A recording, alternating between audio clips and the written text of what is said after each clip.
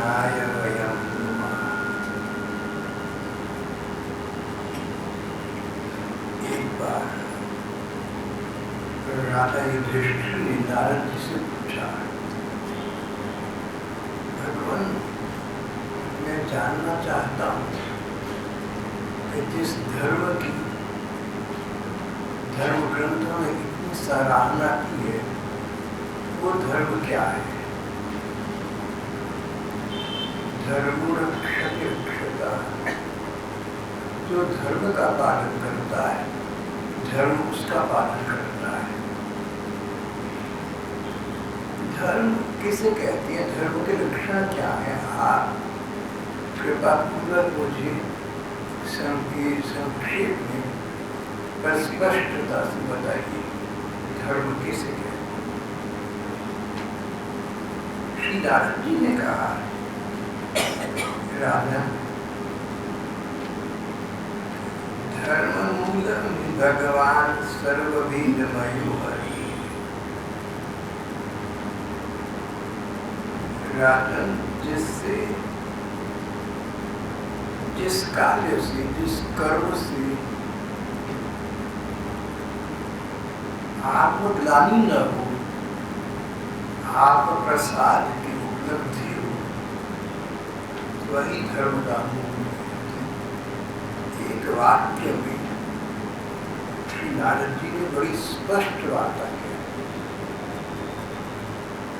अंग्रेजी की कहावत है,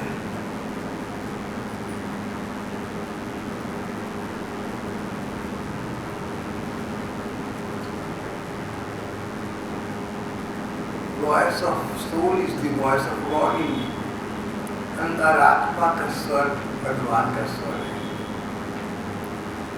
कोई काम करो करो सोचो, अगर अंतर मन कहता है कि शुद्ध विशुद्ध है तो वो धर्म है, और अपना अंतर मन ही उसके विचार से ग्लानि संपन्न होता हो तो धर्म नहीं।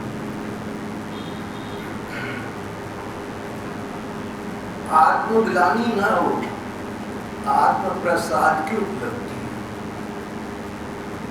कोई ऐसी बात न करो जिसको करने के बाद तुम्हारे मन को अशांति हो, मन को लगे कि अच्छा काम नहीं, ठीक नहीं हुआ, इसे छिपाना पड़े, अंतर्यामी भगवान से छिपाना पड़े। ऐसी बात न कहो जिसको कहने के बाद मन उद्वेग में जाता हो, अशांत होता हो, ये बात ठीक नहीं है। जो करते हो, जो कहते हो, यहाँ तक कि जो सोचते हो, सब कुछ ऐसा हो जिसके लिए सर्वसाक्षी भगवान तुम्हारी साक्षी है। तुम्हें कोई अशांति नहीं, तुम्हें कोई शक नहीं है, तुम्हें कोई संशय कोई संदेह नहीं है। तुम भगवान को साक्षी करके कह रहे हो, कर रहे हो, सोच रहे हो। कर्म तीन प्रकार के हो गए। व्यवहार जन्य कर्म, जो शरीर के द्वारा, और वाचिक कर्म, बोलकर कर्म करना। किसी को ऐसी बात न कहो जो उसे तीर जैसी लगे, उसके दिल में चुभ जाए सदा के लिए। और ऐसी मीठी बोली बोलो जो दूसरे को फूल जैसी मुस्कान ला दे। कोई व्यक्ति तुमसे मिला, जितना सुखी दुखी उस समय था, तुमसे मिलने के बाद सुखी अधिक हो गया, दुखी कम हो गया, तुम्हारा उससे मिलना सार्थक हो गया। और मन से ऐसा विचार भी न करो, मन से इस प्रकार की बात भी न सोचो जो अच्छी न हो, जो समाज से छिपानी पड़े, जिसके खुलने पर लज्जा आती हो, जिसको छिपाने के लिए झूठ बोलना पड़े। भगवान अंतर्यामी है, भगवान सर्वज्ञ है। मन के एक एक विचार का स्पर्श में ठाकुर करते हैं। जो कुछ कहो, जो कुछ करो, जो कुछ बोलो, ये सोच लो कि भगवान इस समय है, देख रहे हैं, सुन रहे हैं, मेरे ठाकुर मेरी साक्षी। तो तुम जो कर रहे हो मोटे तौर पर सिद्धांत के स्तर पर जनरल प्रायः सिद्धांत ही बन गया। जिस प्रकार की बात से तुम्हें अपने को ग्लानि न होकर संतृप्ति प्रतीत होती हो, आत्म प्रसाद की उपलब्धि होती हो, सोचते थे।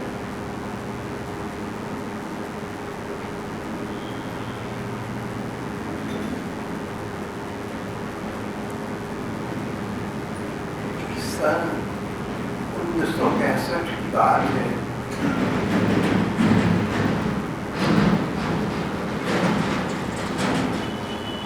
किसी सज्जन के कारण मैं अम्बाला शहर की डिस्ट्रिक्ट कोर्ट में उपस्थित हुआ। जैसा कोर्ट कचहरी में होता है,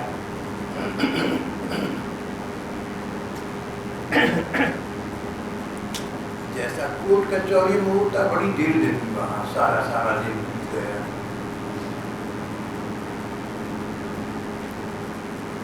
वापस आकर न जाने किस विचार से प्रेरित होकर मैंने अपनी दैनंदिनी में एक उद्गार लिखा। गीता डायरी में मैंने एक नोट लिखा। वो पन्ना मुझे इस समय याद है। मैंने उस पर लिखा था, ठाकुर मैं कचहरी में रहा, सारा दिन बाहर रहा। मैंने क्या सोचा, क्या कहा, कैसे किसके साथ व्यवहार किया, मैं क्या जानती। मेरे साक्षी तुम हो, मेरे अधिवक्ता तुम हो, मेरे निर्णायक तुम हो। कोर्ट कचहरी में यही वस्तुआचार, विटनेस, साक्षी, गवाह, अधिवक्ता, वकील, लॉयर्स, न्यायाधीश, जजेस, मजिस्ट्रेट्स, इंसाफ करने वाले। उस डायरी के पन्ने पर मैंने लिखा कि मेरी तो तीनों तुम ही हो। तुम ही साक्षी हो, तुम ही अधिवक्ता हो, तुम ही निर्णायक हो, तुम ही न्यायाधिपति। प्रसंगवश एक वार्ता अपनी पुरानी मैंने आपको सुनाई। आप जो कुछ कहें, किसी से कहें, एकांत में किसी से बात करें, पूरी व्यक्ति ले जाकर कान में कोई बात करें या मन में सोचें या व्यवहार करें, अगर आपकी कही बात, आपकी करी बात, आपकी सोची बात ऐसी है कि आप जानते हैं कि भगवान के सामने है, आप भगवान के सामने सच्चे हैं, तो आप सच्चे हैं। सारा संसार भले उसके प्रतिकूल कहता हो या उसके प्रतिकूल प्रमाणित करता हो, सारे संसार के प्रमाण आपके प्रतिकूल हों, लेकिन आपका मन कहता है कि मेरे अंतर्यामी, मेरे ठाकुर, तुम सब जानते हो, तुम्हारी निगाह में सच्चा हूँ, तो तुम्हें आत्मग्लानि नहीं होगी, तुम्हें आत्म प्रसाद की प्राप्ति। तथाकार कहते हैं कि मोटे तौर पर जो बात करने से, कहने से, सोचने से तुम्हें अपने को अतृप्ति होती हो, अपने को अशांति होती हो, अपने को मन को उद्वेग होता हो, तुम्हारा अपना मन कहे अरे तो पता नहीं मैंने ठीक किया नहीं किया, मेरे विचार से शायद ये ठीक नहीं कहा गया, ठीक नहीं किया गया। तुम्हारा अपना अंतर मन है, तुम्हारा साक्षी होना चाहिए। अगर तुम्हारा अंतर मन तुम्हारा साथ नहीं देता, तुम बात नहीं है। आत्म प्रसाद की उपलब्धि करना, मन शांत रहे, मन संतृप्त हो, मन सुखी हो। मैंने ठीक कहा, मैंने ठीक किया, मैंने ठीक सोचा।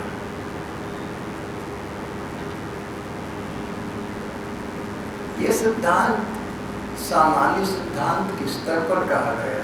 मोटे तौर पर ये बात प्रायः ये बात है, अनिवार्यतः नहीं। ये सिद्धांत निरपवाद नहीं है।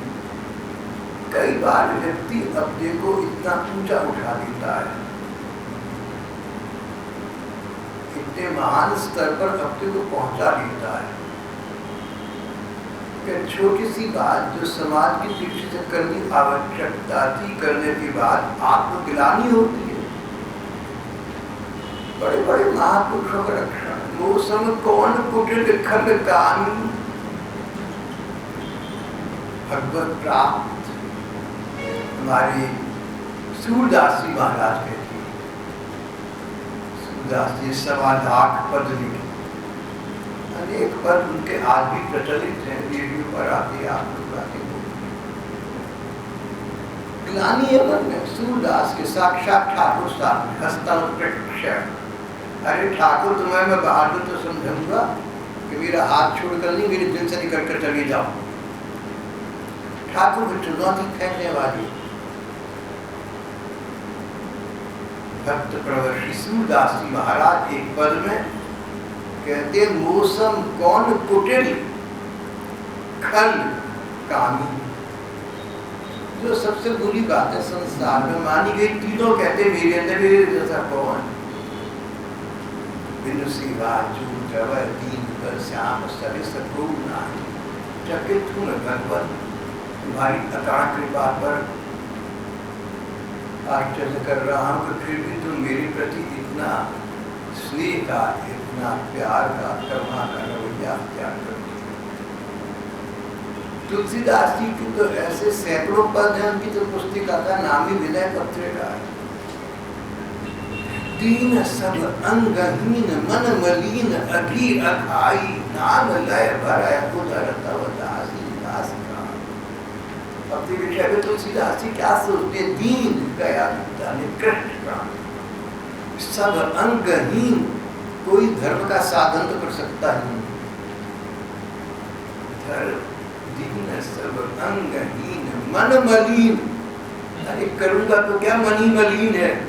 मन ही स्वार्थ से और वासना से भरा पड़ा है।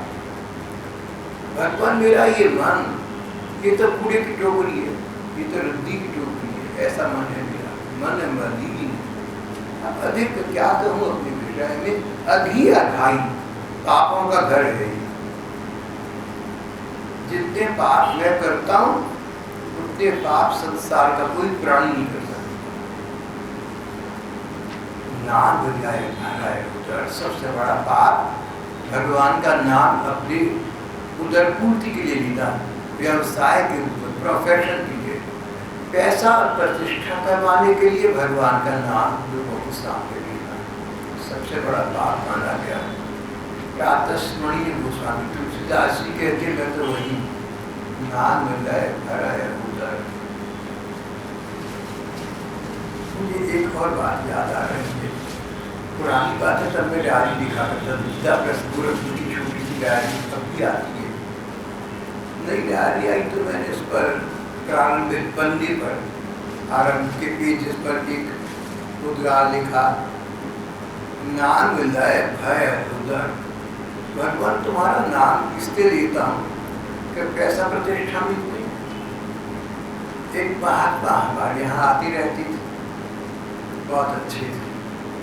अचानक उनकी निगाह उस डायरी की इस पन्ने पर पड़ी, बहुत हंसे। महाराज जी इसमें हंसने की क्या बात है, मैं ऐसा नाम अगर देता हूँ तो पैसा प्रतिष्ठा के लिए, पेट पूजा के लिए। और हंसे अट्टहास करके। मैंने कहा बताइए क्या बात है। मैंने सोचा वो कहेंगे नहीं नहीं भैया तू तो इतना ऊंचा उठा खाती है तो क्या कहेंगे, अरे तू तो संत है। लेकिन वो हंस करके बोले कि भाई मेरे एक बात बता, उसने जो इसमें शेखी मारी के नाम इसलिए लेता हूँ कि अपना पेट प्रतिष्ठा के लिए, नाम तो लेना ही कहा है, बिना नाम दिए इतने ठाकुर सब दे रहे हैं। तो मुझे अपना स्तर पता लग गया, ऊंट पहाड़ के से निकले, नीचे से निकला तो स्तर पता लग गया। मुझे महाराज जी के बाद बहुत ही अच्छी लगी, आज तक याद रहती है। नाम कहाँ लिया, नाम तो जाने नहीं है गुजर। कबीर के बेटे कमाल थे, लाचार एक आया, बोले 3 बार राम का नाम ली, तेरा काम हो जाएगा। हो गया। कबीर आए, कमाल बड़े प्रसन्न से बोले, पिताजी आज आपके कमाल ने कमाल कर दिया। क्या हुआ भैया? मैंने उसको कहा 3 बार नाम ली, तेरा काम हो जाएगा। उसका काम हो गया। बोले तुझे तो नाम को बदनाम कर दिया। बच्चा, मैंने नाम को बदनाम कर 3 बार नाम लिया, काम हो गया। उसके मन में तो नाम की महिमा स्थापित हो गई। नहीं, बोले इस काम को करने के लिए 3 बार तुझे बहुत कह दिया, 1 बार नाम कहना बहुत ज्यादा था। 1 बार लिया गया नाम भी इससे करोड़ों गुने अधिक काम कर सकता है, तुमने 3 बार कह दिया, नाम को तुझे सस्ता बेच दिया। ऐसे ऐसे महापुरुष, ऐसे ऐसे संत जन हमारी समाज में कदाचित कहीं आज भी होंगे। तो गोस्वामी तुलसीदास जी हो या सूरदास जी हो, बड़े बड़े संत महापुरुष का नाम लेंगे ना, उनके उदाहरण देंगे तो वही चलता रहेगा, विषय विस्तार अधिक हो जाएगा। कई बार ऐसा होता है कि जो भगवत भक्त हैं, उच्च कोटि के महज्जन में, उनका स्तर इतना ऊंचा उठ जाता है कि जिस समाज में रहते हैं उसकी आवश्यकता के अनुसार कोई बात करनी पड़ जाए, लगता है स्तर से बहुत नीचे आ गए।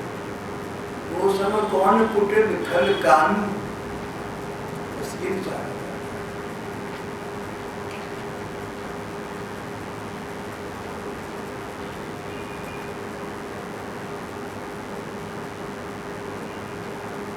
एक व्यक्ति सिगरेट, शराब, बीड़ी से बहुत दूर रहता है, उनकी गंध को भी पाप समझता है। दूसरा दोस्तों के कहने में आकर किसी कागज रोल करके उसके सिगरेट बनाकर पीने की कोशिश करता है। उसको रात को बेचैनी होती है, मैंने कितना गलत काम करा। अरे विचार तो मैंने सिगरेट का ही करा ना, चाहे वास्तविक सिगरेट नहीं पिया लेकिन अपने मन से तो पी लिया, पी करके देखा तो सही, उसको नहीं मिला, मन शांत होता है। और दूसरा व्यक्ति सारा दिन सिगरेट की गश भरता है, चैन से सोता है। क्या हो गया? स्तर है अपना, जिसका स्तर ऊंचा हो गया, उसके छोटी सी सांसारिक बात करते तो लगता है कि मैंने छोटी बात, मैंने बहुत हल्के दर्जे की बात की। इसी प्रकार इसकी प्रतिकूल प्रस्तावना, इसकी जो अपोजिट प्रपोजिशन वो भी ठीक है। कई लोग अपने आप को इतना नीचा गिरा लेते हैं कि बुरे से बुरा काम करते तो उन्हें कोई अशांति नहीं।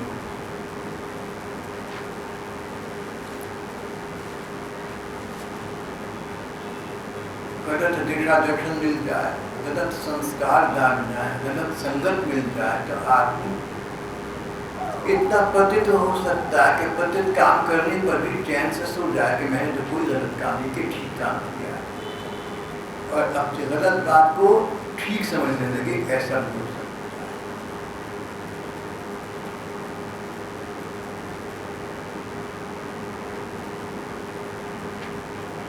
संसार है, प्रकार प्रकार के प्राणियों से ही भरा पड़ा है, अपने को ही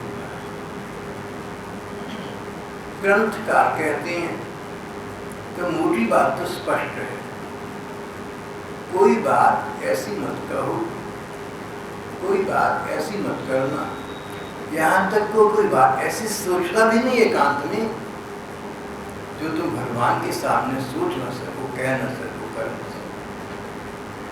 जिसको कहने करने सोचने के बाद तुम्हारा मन अतृप्त होता हो, अशांत होता हो, संदिग्ध होता हो, अरे मैंने शायद और जो बात कहने से, करने से, सोचने से मन शांत होता हो, मन को आध्यात्मिक सुख मिलता हो, मन को अच्छा लगता हो।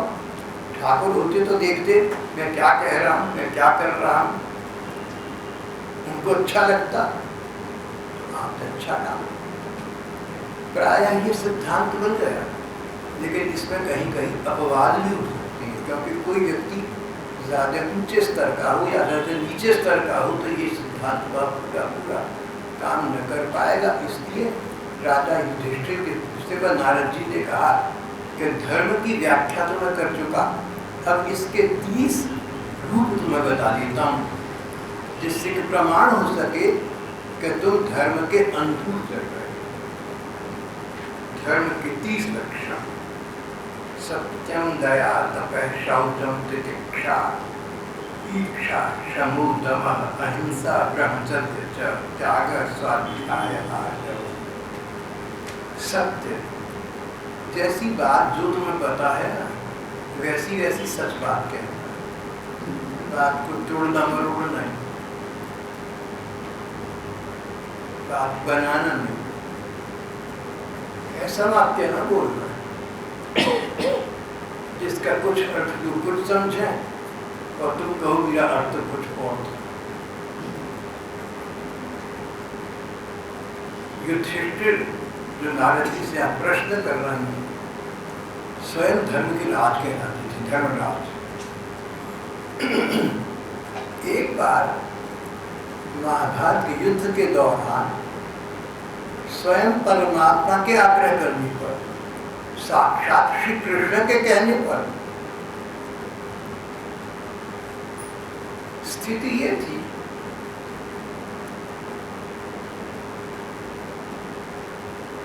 कि द्रोणाचार्य पराजित नहीं हो रहे थे, अधर्म की सेना के अध्यक्ष थे। अगर वो जीते रहे तो अधर्म की जीत हुई। धर्म युद्ध था, धर्म की विजय करानी आवश्यक है, जैसे भी हो धर्म की विजय होनी चाहिए। द्रोण का मनोबल समाप्त हो जाएगा एक बार से।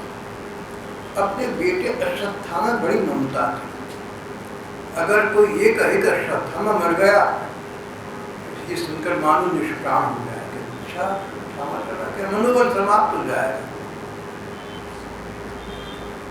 ऐसा व्यक्ति कहे जिसका वो विश्वास करते हैं। आचार्य जो उच्च स्तर के सेनापति थे, ठीक बात को समझते जानते थे। तो शत्रु पक्ष का व्यक्ति कहे, पांडव पक्ष का व्यक्ति कहे कि अश्वत्थामा मारा गया, समझ जाएंगे झूठ बोलता है। साक्षात भगवान ने कहा, धर्मराज आप कहीं, सारा संसार जानता है कि आप सच बोलते हैं। बोले कृष्ण क्या कह रहे हो, मैं मेरा कैसे हूँ, मेरी बात जानता हूँ तो झूठ है, ऐसा मुझसे क्यों कह रही हो, मैं नहीं कह पाऊंगा। अश्वत्थामा नाम का एक हाथी था, वो मारा गया। भगवान बोले तुम कह दो अश्वत्थामा हतो, अश्वत्थामा मारा गया, और फिर धीरे से कहो नरूपा कुंजरो, पता नहीं तो इंसान, पता नहीं हाथी। जब तुम्हारे आचार्य जोर से शब्द सुनेंगे अश्वत्थामा मारा गया, वही मनोबल समाप्त हो जाएगा। वो आगे सोच सुन नहीं सकेंगे, तो धीरे से कह देना नरूपा कुंजरो, पता नहीं नर, पता नहीं पशु।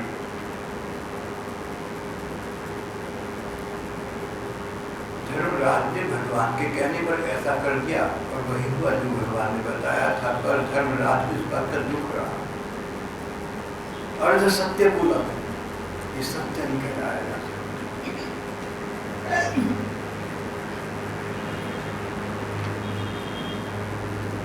आगे की कथा का प्रसंग तो यहाँ नहीं है, पर रोचक प्रेरक इसलिए आपको सुना बता रहा हूँ। यूँ आप लोगों ने सुनी पढ़ी हुई प्रसिद्ध घटना है।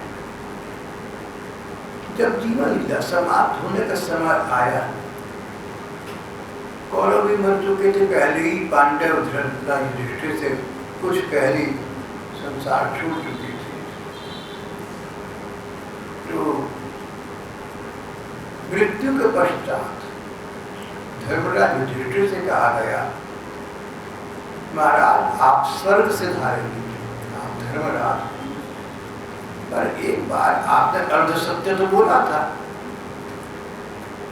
कोई व्यक्ति पुण्य भी करता है, पाप भी करता है, जो कम है उसका फल पहले मिलेगा, जो अधिक है उसका फल बाद में मिलेगा।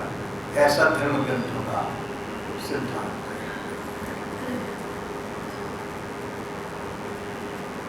तो महाराज आपको कुछ छोटा सा आपने अर्ध सत्य बोला, उसके बदले में नरक के पास से होकर गुजरना पड़ेगा। बस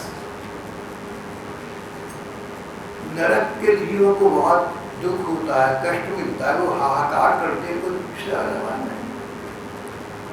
बस आपने उधर से गुजरना है। आप लोगों का हाहाकार सुनकर दुखी होंगे, आप ये दुखी होना आपके अर्धस्तत्व नाम के कर्म का फल समाप्त। देखिए युधिष्ठिर ने ये नहीं कहा कि आप लोग जानते हैं वाक्य आप किससे कह रहे हैं। मुझे साक्षात श्री कृष्ण ने कहा था जाकर सब छोड़।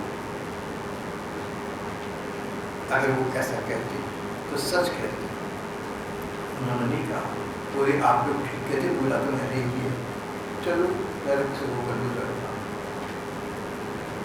नरक से गुजरी, नारकीय जीवों का आर्तनाद हाहाकार सुनाई पड़ा, हाय हाय दुखी, किसी का कुछ दर्द, किसी की कोई तकलीफ।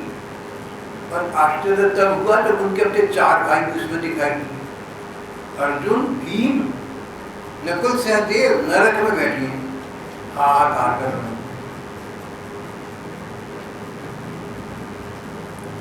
धर्मराज बोले कि अब हम आगे नहीं जाएंगे, हम यही रहेंगे। महाराज आपको तो स्वर्ग में जाकर बस इतना दृश्य देखना था, समाप्त हो गया। बोले हमें स्वर्ग से क्या लेना है, अगर नरक के दुख पाने वाले इन जीवों को मेरे कारण से शांति मिलती है तो मैं यही रहूँगा। नरक के जीवों ने कहा था, महाराज आपके पास से गुजरने से आपकी जो वैध हमें शीतलता मिली, शांति मिली। बोले मैं जाने चाहूँगा, चाहे पापी है, दुष्ट है, लेकिन दुख पा रहे हैं, दुख नहीं देख सकता, मैं यही रहूँगा, मैं नहीं जाऊँगा। और बोले मेरे 4 भाई भी यहाँ पर हैं, जिन्होंने दास और सेवक की भांति मेरी सेवा की, मेरे आगे हाथ जोड़े खड़े रहते थे, सुख दुख में मेरा साथ दिया, मैं यही रहूँगा। महाभारत में कथा है, कथा आगे कहती है, तब वो दृश्य धर्मराज की आंखों के सामने झिलमिल हो गया, पूजन हो गया था। सचमुच नरक दर्शन उन्होंने नहीं किया था, न तो सचमुच झूठ बोला, न सचमुच नरक के दर्शन हुए। ऊपर ऊपर से झूठ बोला था, ऊपर ऊपर से नरक के दर्शन।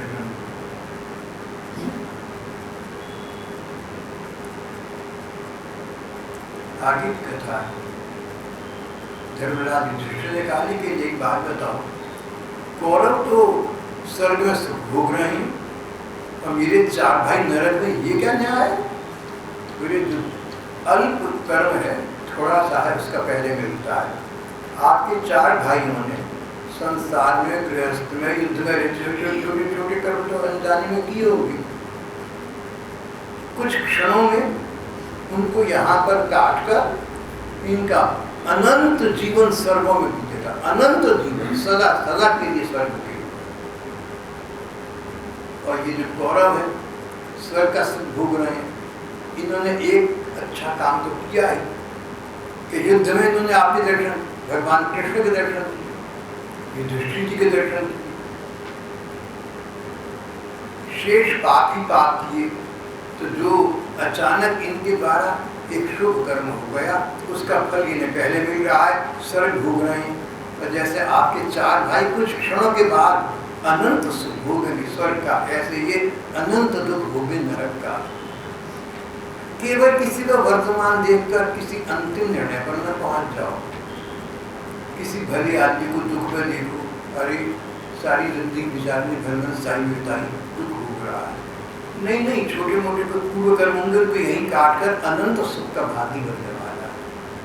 और कोई दुष्ट दुर्जन मौज करता नजर आए तो ये भी न सोचना, बस वर्तमान की मौज उसके पूछते थोड़े बहुत जो अच्छे कर्मों का फल है वो कटकर समाप्त हो जाएंगे, आगे तो नरक मिलेगा। ये कथा मैंने आपको प्रसंग चला, हमारा आज का प्रसंग नहीं था, लेकिन प्रसंग रोचक और पीड़ित था, इसलिए आपको सुना। मुख्य प्रसंग इस प्रकार है कि नारद जी ने कहा कि युधिष्ठिर, धर्म की 30 लक्षण शास्त्रों में कहे गए।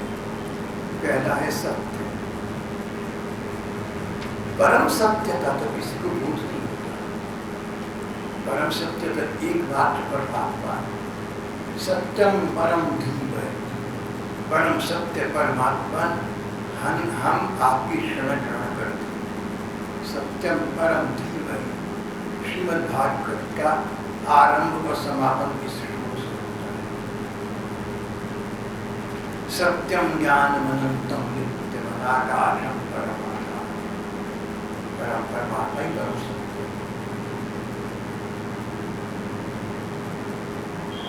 संसार में सत्य क्या है और पूर्ण सत्य क्या है, अगर है तो उसका बोध नहीं हो सकता। संसार में तो सत्य जहां होगा अपेक्षाकृत होगा। हमारी विज्ञानवेत्ता आइंस्टाइन कहते हैं सब कुछ अपेक्षाकृत है, रिलेटिव है, कंपैरेटिव है, ठीक है। सत्य भी अपेक्षाकृत है। कौन जाने सत्य क्या है?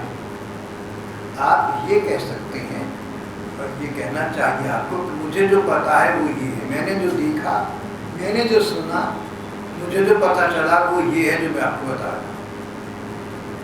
अगर सत्य इसके अतिरिक्त है तो मुझे नहीं पता। भैया मैं सर्वज्ञ नहीं, मैं अंतर्यामी नहीं हूँ। तो मैंने किसी को कुछ कहते हुए सुना, किसी को कुछ करते देखा, वो क्या था उतना मैं आपको बता सकता।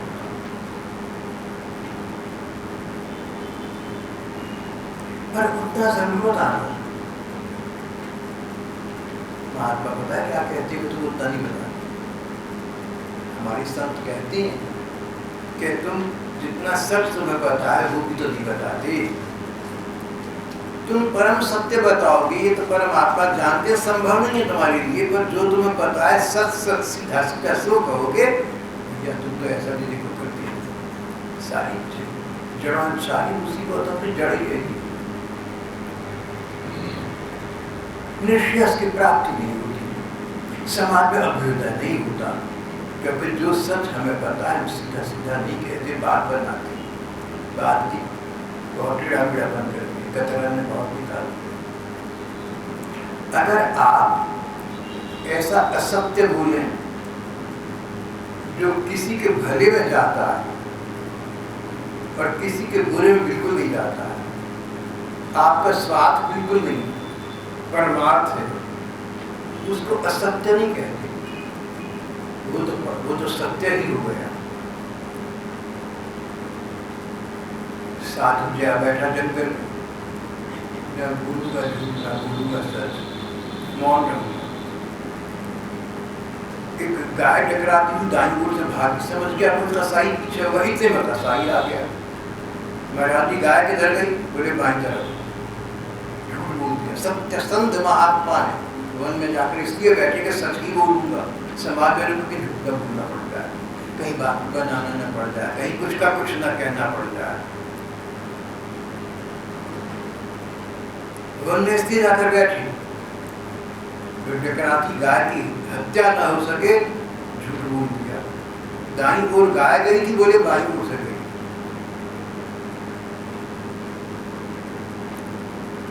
इसको लोकोत्तर सत्य कहते हैं। सत्य से परे का सत्य हो गया। साधारण व्यक्ति सत्य नहीं बोल सकता।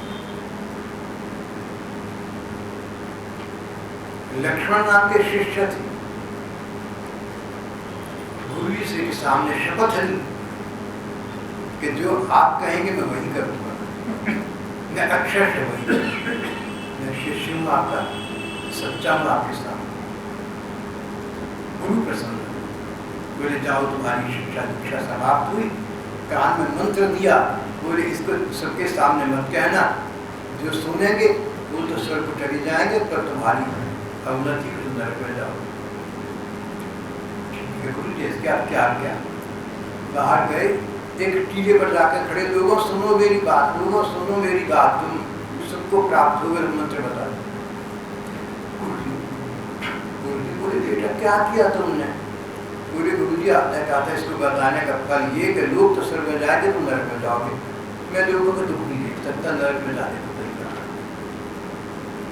गुरु जी ने कहा कि तेरे जैसा सत्य भाषी शिष्य पाकर मैं कृतार्थ हो गया, सत्य के महत्व को तू देख जाना है। कहीं कहीं लोकोत्तर सत्य का स्वरूप सामने आता है, यहाँ उसकी चर्चा नहीं चल रही, सामान्य समाज की चर्चा चल रही। स्वाद सिद्धि के लिए असत्य का आश्रय नहीं। वदेत सत्यम प्रियम वाक्यम न वदेत सत्यम प्रियम। सच बोलना लेकिन मीठा सच बोलना, ऐसा सच न बोलना जो दूसरे का दिल दुखा।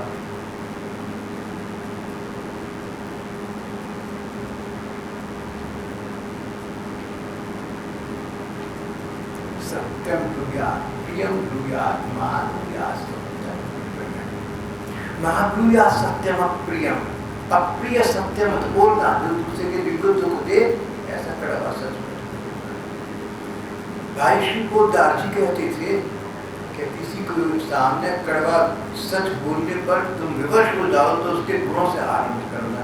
भैया मैंने तेरे गुण अनेक देखे हैं पर एक बात मुझे तेरी अच्छी लगी, तूने जो ये बात करी ना, ये बात तो देख झूठ सी, तुझे जैसे व्यक्ति को तो नहीं करनी चाहिए, ऐसा कहकर बोलना। ये बात, ये शिक्षा हम भाई बहनों सबने ग्रहण करनी है, इसको जीवन में उतारना है।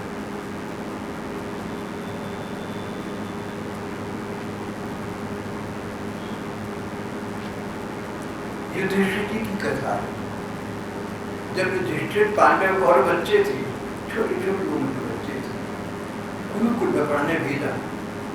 पहले दिन सबक सिखाया सत्यम वद, सच बोल। अगले दिन सब बच्चों ने सुना दिया, युधिष्ठिर बोले मुझे नहीं याद हुआ। गुरु को आश्चर्य हुआ, युधिष्ठिर तो बहुत प्रवीण बुद्धि रखता है, इसको याद नहीं। तीसरे दिन बोले मुझे आज भी याद नहीं, चौथे दिन भी याद नहीं, तो पांचवें दिन बोले याद सुना दिया सत्यम। गुरुदेव ने मेरे सर में कहा, युधिष्ठिर तुम तो बड़ा होशियार बच्चा था बेटा, तुझे ये सत्यवत शब्द याद करने 3 दिन लग गए, मैं समझा जो लड़का बड़ा अच्छा, तेरी विपद न बढ़ती है, प्रवीण कौशल तेरी बुद्धि है, और तुझे सत्यवत ये 2 शब्द याद था, उसे कुछ समझ नहीं आता कि तुमने ऐसा कैसे कर दिया। बोले गुरु जी आपने कहा था सत्यवत, सदा सच बोलो, कभी असच मत बोलना, असत मत बोलना। लेकिन दोस्तों के साथ हंसी मजाक में कभी कभी मेरे से मजाक में झूठ नहीं मिला छोटा मोटा, तो फिर मैंने सोचा मैं आपकी आज्ञा पर चल तो सका नहीं, मैं कैसे कह दूं तो मुझे याद हो।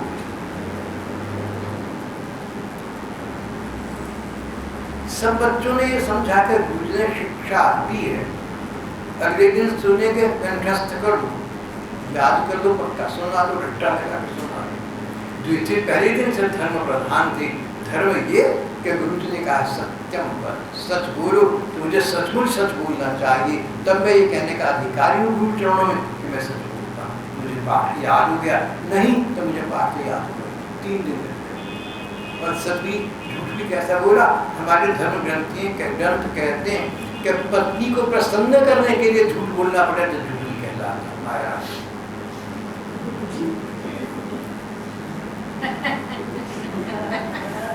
धर्म ग्रंथ कहते हैं, आज आप धर्म का पालन करें।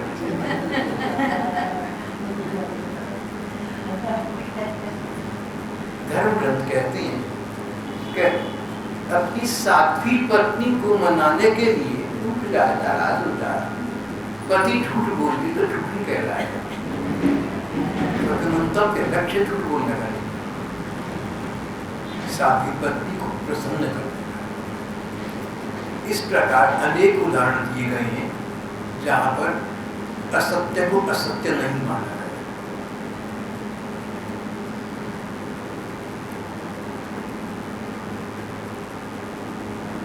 सत्य अपने जीवन में सत्य को स्थान देना। बापू से कहा हमारी महात्मा गांधी से कि क्या आप 2 शब्दों में बता सकते हैं कि आपके जीवन का, आपकी सफलता का क्या रहस्य है? बोले मेरे जीवन में 3 सिद्धांत रहे, सत्य, प्रेम और अहिंसा। सत्य, मैं झूठ नहीं बोलूं। प्रेम, सार्वजनिक प्रेम, सभी के प्रति समान भाव स्वीकार करना, अपनी पढ़ाई करना। अहिंसा, किसी का दिल नहीं दुखाऊंगा, किसी का हानि नहीं।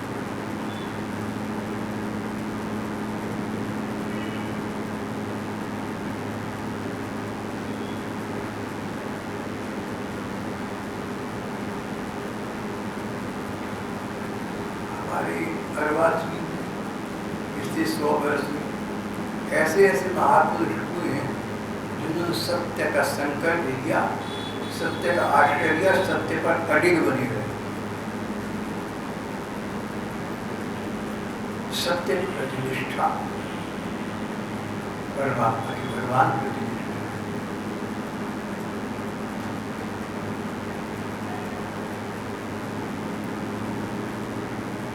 एक बार मुझसे पढ़ाया करता था, एक विद्यार्थी ने पूछा कैसा